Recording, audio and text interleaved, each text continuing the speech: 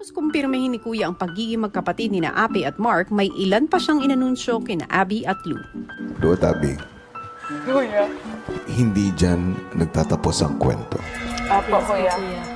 Kapwa hindi alam ni Mark at ni Ape na andito sila sa loob ng bahay ko at sa Camp Star Hunt.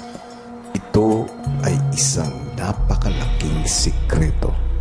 Hindi alam ni Mark na ang matagal na niyang hinahanap na kapatid ay si Ape.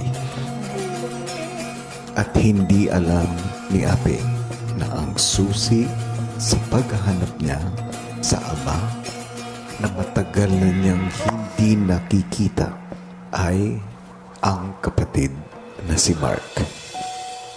Matagal niya nang gusto makita yung tatay niya, kuya. Sobra, kuya. Sobra.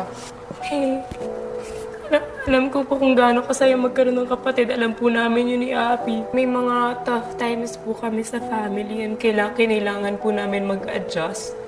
And kami po yung nagsilbing rock ng parents ko din. And we'll stay strong no matter what for our parents. Eh, si Abby po, lumaki po siya na mag-isa na tinataguyod niya yung sarili niya. And excited lang po ako na kung ano po mayroon na magagawa namin ni Abby kasi alam po namin blessed kami na may kapatid kami. Mafe-feel din po yun ni Abby na may kasing kaugali siyang kapatid. Masaya po ako para kay Ate Abby, kuya. Masaya po kasi magkaroon talaga ng kapatid, kuya. Parang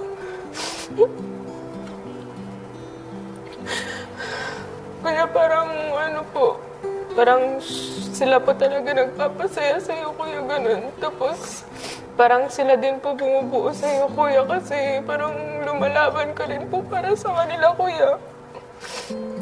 Ako po kasi nag-aalaga sa kapatid ko, kuya. Umaga hanggang gabi, kuya. Kasama ko po siya. Parang ako na rin po yung naging nanay ng kapatid ko, kuya. Ako po nagtitimpla ng gatas, nag-uugas sa kanya, nagpapaligo lahat, kuya. Lahat kung saan po ako pupunta, kasama ko po siya, kuya.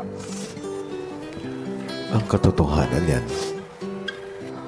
Kaya kayong dalawa ang pinili ko para madiskubre ang katotohanan dahil alam ko kung gaano niyo kamahal ang inyong mga kapatid. Apo, kuya. Alam ko na maiintindihan ninyo ang halaga ng pagkikita ni Ape at ni Mark. Apo, kuya. Sobra po. Sobra po. Hawak nyo sa mga kamay nyo ang isang napaka-importanting sikreto. Apo. Isang sikreto na sa takdang panahon ay malalaman ng lahat. Habang hindi pa dumarating ang sandaling yon, maaasahan ko ba na papangalagaan nyo ito? Yes, ako, kuya. Sobra po.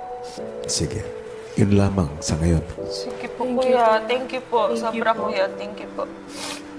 Pagbalik sa mga kasama,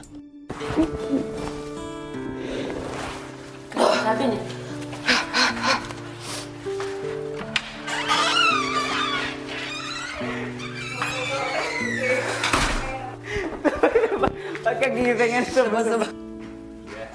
Dito ka, Ate Ape. Paano nga natin hatiin? 50 more? Ate Ape, dito ka. Dude, breathe. Mama, hindi na ngayon. Bakit mo ko hinahag? Para matatang... Wala, aalis na ako eh. Kakaiba yung ano nito, kinikilos ito eh. Ala, aalis na. Splashes in your lungs too. Sorry.